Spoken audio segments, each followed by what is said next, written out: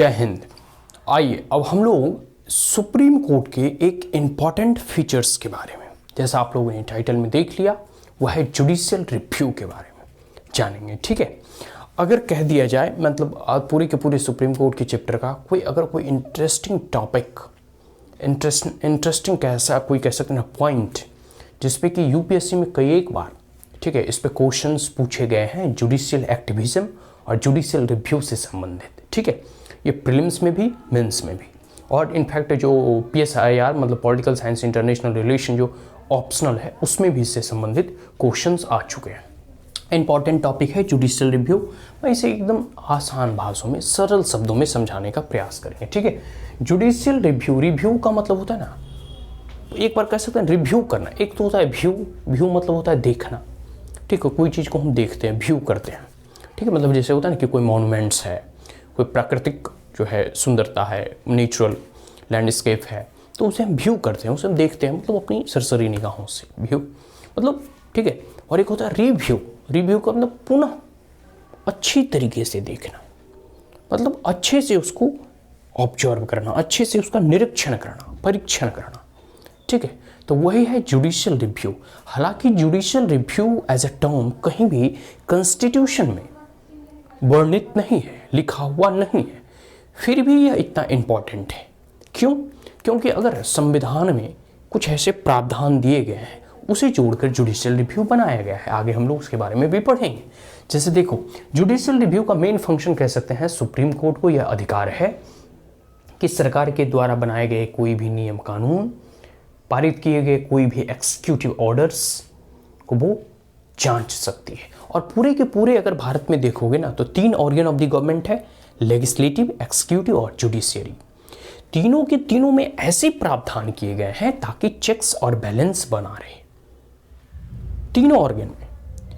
मतलब एक प्रकार से कह सकते हैं, इतनी मतलब जो भी कॉन्स्टिट्यूशन के फ्रेमर थे कॉन्स्टिट्यूएंट असेंबली में, उन्होंने इतने सुंदर ढंग से संविधान का निर्माण किया कि तीनों ऑर्गन आपस में ही हार्मोनी भी बना रहे, चेक्स एंड बैलेंस भी बना रहे, ताकि कोई भी ऑर्गन जो है अपनी सीमाओं से, अपनी लिमिट से जो है बाहर ना जा सके और संविधान के अनुसार, उनमें दिए गए प्रावधानों के अनुसार ही कार्य करे। देखिए, जुडिशियल रिव्यू, ठीक है, उसी प्रकार में है examine the constitutionality of a legislative enactment और executive orders both on centre and state government.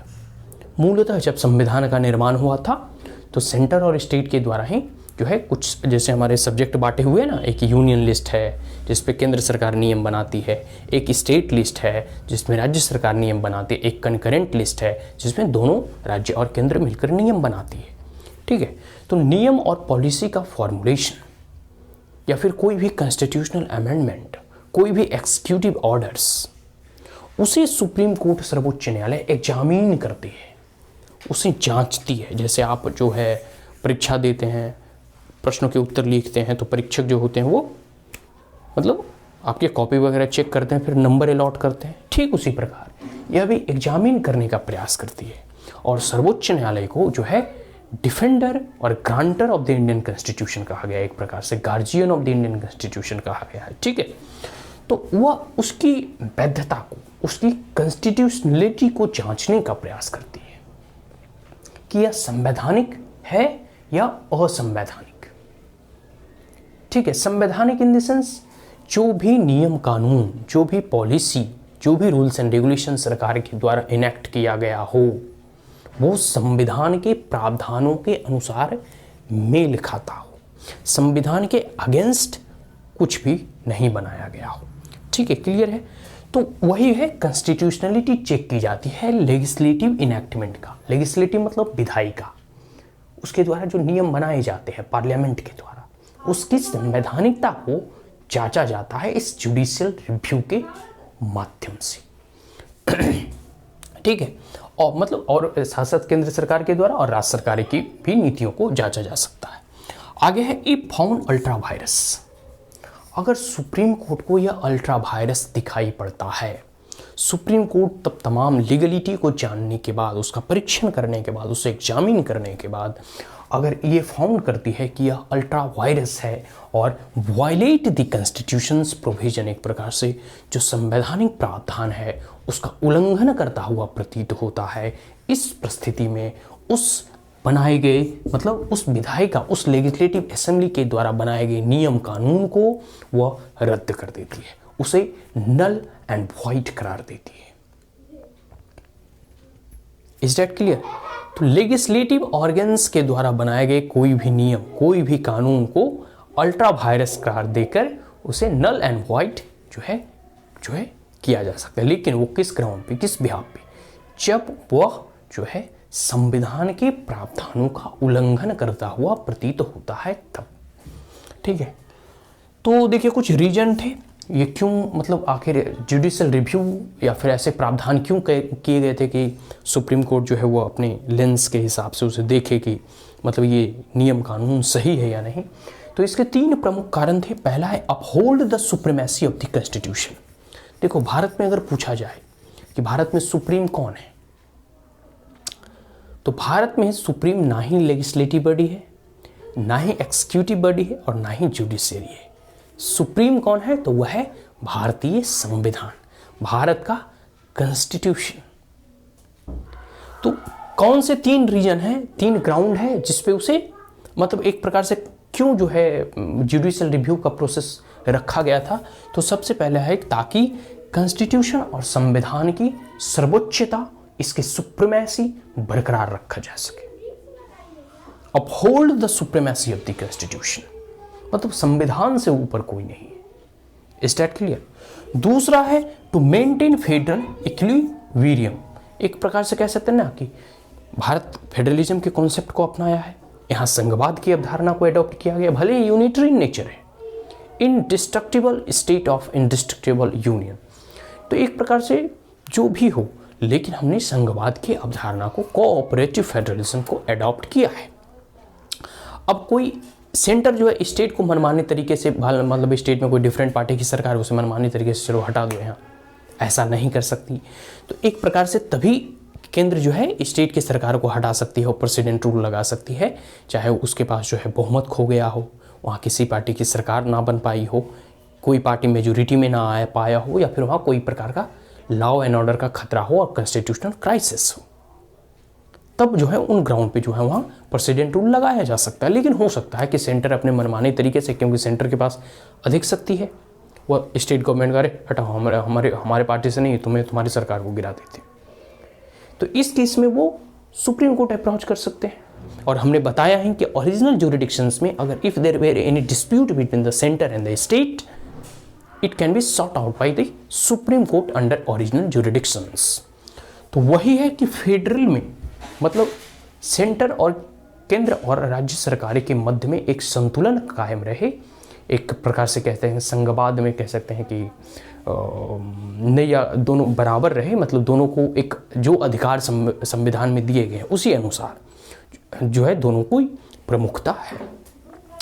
आगे है to protect the fundamental right. सबसे बड़ी चीज है कि आर्टिकल 32 में, अनुच्छेद जो है 32 में, जिसे डॉक्टर अंबेडकर ने Saul of the Indian constitution कहा है, उसमें मौलिक अधिकारों की रक्षा की बात कही गई है। किसके द्वारा?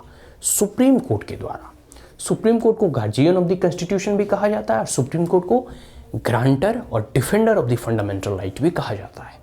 कि in any case if state to try away take your fundamental right, you can directly approach to the Supreme Court. If state is try to breach your fundamental right, try to violate your fundamental right, in that case you can directly approach to the Supreme Court.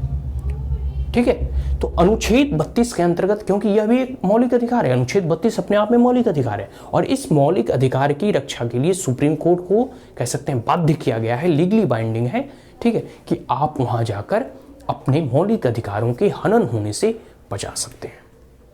अगर राज्य आपके मौलिक अधिकारों को छीनने का प्रयास करता है तो इस परिस्थिति में आप डायरेक्ट सुप्रीम कोर्ट जा सकते हैं। And because supreme court is the defender और grantor of the fundamental right, it will protect you from the tyranny और arbitrariness ऑफ द गवर्नमेंट और स्टेट। Is that clear? तो आपके मौलिक अधिकारों का हनन होने से अगर कोई बचाती है तो वह सुप्रीम कोर्ट है। इसलिए भी यह 3 प्रमुख कारण थे जिसके वजह से जुडिशियल रिव्यू के प्रावधान को रखा गया। ठीक है, सबसे बड़ी बात है, कुछ हमें एग्जाम्पल देखेंगे, जैसे गोलकनाथ केस है, केशवानंद भारती केस है, इंपॉर्टेंट केस है।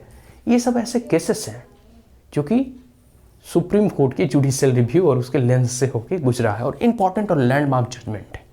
कभी कभी जो है हम लोग इसके बारे में विस्तार से पढ़ेंगे, केशवानंद भारती केस वगैरह, जो भी इंपॉर्टेंट और लैंडमार्क जजमेंट है, या 42nd है या 44th अमेंडमेंट, इन तमाम चीज़ों को एज ए टॉपिक वाइज हम लोग डिस्कस करेंगे। बस यहाँ यह जान लो एज ए उदाहरण के रूप में कि इन तमाम केसेस में जो है सुप्रीम कोर्ट जुडिशियल रिव्यू के तहत जो है अपना फैसला सुनाती है।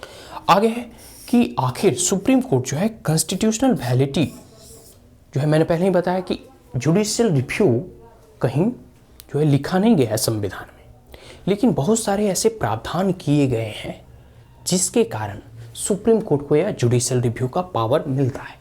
तो constitutional validity challenged on the ground of, किन किन परिस्थितियों में कॉन्स्टिट्यूशनल वैलिडिटी, संवैधानिक वैधता चैलेंज किया जाता है। तो सबसे पहला है कि इफ इन्फ्रेंस फंडामेंटल राइट, अगर कोई भी नियम कानून जो सरकार के द्वारा बनाया जा रहा है और वह मौलिक अधिकारों का हनन होता है, तो देखते हो बहुत सारे जो है लोग जो है तुरंत PIL फाइल कर देते हैं या फिर कह सकते हैं पिटीशन डाल देते हैं सुप्रीम कोर्ट में कि यह कानून जो है इस मौलिक अधिकारों का हनन करता है, यह कानून जो है इस मौलिक अधिकारों का हनन करता है, अब इस लॉ को नल एंड वॉइड डिक्लेयर कर दीजिए। और सुप्रीम कोर्ट जो है फिर अपने जो उसे एग्जामिन करती है अपने तरीके से, सरकार अपने पक्ष को रखती है। ठीक है, दूसरा है outside the competence of the authority. Outside the competence, competence मतलब जो अथॉरिटी है स्टेट और सेंटर का या फिर जो संविधान में दिया गया उस अथॉरिटी से बाहर जाकर कुछ नियम बनाना, ठीक है, उसे भी जो है सुप्रीम कोर्ट फिर नल एंड वाइड करार देती है। ठीक है, आगे है रिपंजेंट कॉन्स्टिट्यूशनल प्रोविजन, और कोई भी संवैधानिक जो प्रावधान है उसका उल्लंघन करने का प्रावधान कह सकते हैं कि अगर प्रयास करती है तो उस परिस्थिति में ये 3 ऐसे ग्राउंड हैं जिसपे कोई भी लॉ को सुप्रीम कोर्ट जो है जांच सकती है, एग्जामिन कर सकती है। तो भले ही जुडिशियल रिव्यू कहीं दिया नहीं गया हो संविधान में, लेकिन इन 3 प्रावधानों के बाद से हम समझ सकते हैं कि जुडिशियल रिव्यू का पावर यहीं से जो है अराइज होता है और डिराइव होता है।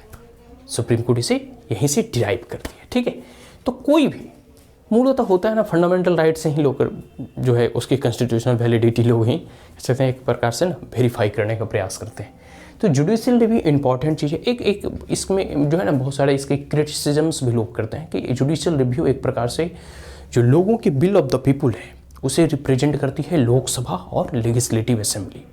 ठीक है, उसके द्वारा बनाए गए कानून को, मतलब जनता के प्रतिनिधित्व के द्वारा बनाए गए कानून को सुप्रीम कोर्ट निरस्त करना कहाँ तक तर्कसंगत है। तो सुप्रीम कोर्ट अपने अनुसार से तो करती नहीं कि जो भाई मेरे मन में आ गया वो कर दिया, नहीं, जो मौलिक अधिकार बनाए गए वो भी तो कॉन्स्टिट्यूएंट असेंबली के द्वारा, संविधान निर्माता के द्वारा, वो भी तो लोगों के ही प्रतिनिधि थे। मतलब संविधान का जो कह सकते हैं कि अगर कोई भी जुडिशियल रिव्यू के द्वारा अगर सुप्रीम कोर्ट के द्वारा कोई नल एंड वॉइड करार दिया जाता है कोई भी, या फिर एक मतलब जो कि सरकार के द्वारा नीतियां बनाई जाती है उसे अगर कह सकते हैं कि स्टक डाउन कर देता है कोर्ट, तो कोर्ट का कहने का मतलब क्या है, कोर्ट अपने मन से नहीं करता, जो संविधान के प्रावधान है उसी के अनुसार कोर्ट भी फैसला लेती है। ठीक है, तो ये सारी चीज़ें हैं। बहुत सारे लोग कहते हैं जुडिशियल एक्टिविज्म है, मतलब जुडिशरी जो है एक प्रकार से एडवेंचर का काम कर रही है कि मतलब अपने दायरे से बढ़कर कभी कभी फैसला सुनाती है। जैसे देखो कई बार सो मोटो लिया जाता है, मतलब जो भी प्रावधान है जुडिशियल रिव्यू मतलब किया जाता है। जैसे एक फार्म लॉ आया, तो फार्म लॉ आने के बाद मतलब वो जो है एकदम संविधान के द्वारा जो भी प्रोसीड्यूर्स थे उसके द्वारा पारित किया गया, संविधान के कोई भी प्रावधानों का उल्लंघन नहीं करता, फिर भी कोर्ट जो है उसे कुछ महीनों के लिए रोक लगा देती है उसके इन्फोर्समेंट में। यह एक प्रकार का एडवेंचरिज कह सकते हैं कि एडवेंचरिज्म हो गया, मतलब वो एडवेंचर करने का प्रयास कर रही है, मतलब अपने नियम से हटकर कुछ फैसला देना। मतलब एक प्रकार से मतलब क्या लगता है, संविधान के अगर वो तर्कसंगत है, संविधान के प्रावधानों पर वो खरे उतरता है, तो उसके इन्फोर्समेंट पे आप बैन क्यों लगा सकते हैं। मतलब कुछ क्वेश्चन अराइज हो सकते हैं। फिर भी न्याय जो है और न्याय व्यवस्था जो है इस पर अभी भी लोगों का बिलीव है, लोगों की आस्था अभी भी इस पे है।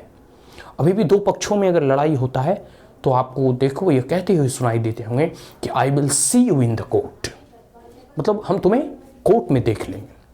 इसका मतलब यह है कि परिस्थितियाँ, मतलब भले ही 20 साल में कोई जजमेंट आए, भले ही जुडिशियल का खर्च जो है आम लोग वहन नहीं कर पाए, लेकिन न्याय व्यवस्था पर आस्था अभी भी लोगों का टिका हुआ है कि अगर सरकारें अगर हमारी बातें नहीं मानती है, जो कह सकते हैं वहाँ का प्रशासन है वो अगर हमारी बातें नहीं मानती है, तो हम जो है न्यायालय का दरवाज़ा खटखटाएंगे और वहाँ से वो उम्मीद जगाते हैं कि वहाँ हमें न्याय मिलेगा। ठीक है, खैर बहुत सारे ऐसी चीज़ें हैं, करप्शन का एलिगेशन लगते रहता है, प्रॉपर्टी का एलिगेशन लगते रहता है, जुडिशियल डिले का एलिगेशन लगते रहता है, पुअर लोग की इनएसेसिबिलिटी का एलिगेशन लगते रहता है। तो देखो हर सिस्टम में कुछ ना कुछ लिमिटेशन होते हैं, ये सबको मान के चलेगा, कोई भी अपने आप में पूर्ण नहीं होता है।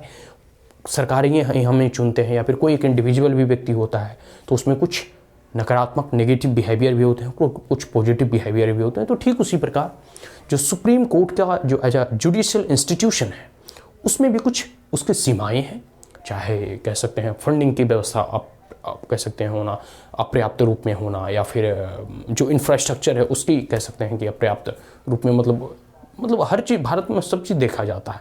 उसके बाद फिर आप कह सकते हैं कि नंबर ऑफ जजेस और उसकी वैकेंसी को फुलफिल करना, तो बहुत सारे ऐसे हडल्स भी आते हैं।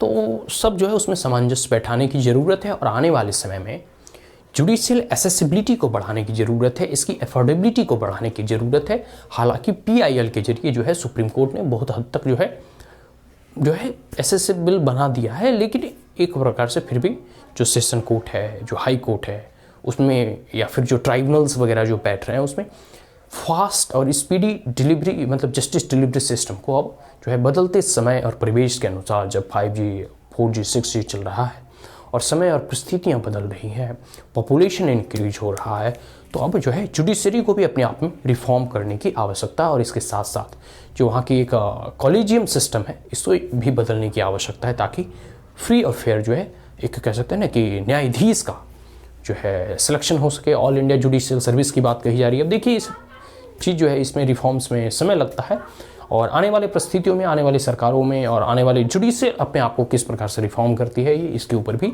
जो है देखा जाएगा। तो खैर जुडिशियल रिव्यू के साथ अब हम इस चैप्टर को यहीं क्लोज करते हैं। आशा करता हूँ कि यह वीडियो आपको अच्छा लगा हो, तो आप हमारे चैनल को लाइक, शेयर और सब्सक्राइब कर सकते हैं। Also please the bell icon, and if there were any queries, comments, suggestion, advice, you may comment in the comment box. Thank you once again. Have a great day.